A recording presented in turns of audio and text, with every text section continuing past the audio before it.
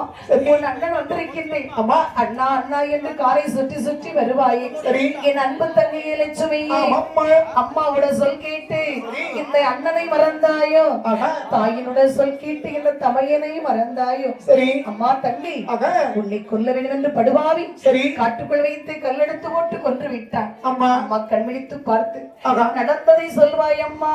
என் தங்கையே அம்மா தங்கை உன்னை நானும் பிரிந்தேனானோ, உலகத்திலே வாழ்வேன்.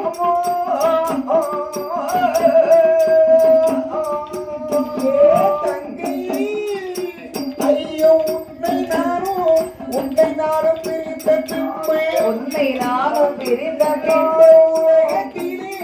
உலகத்திலே வாழலாமோ.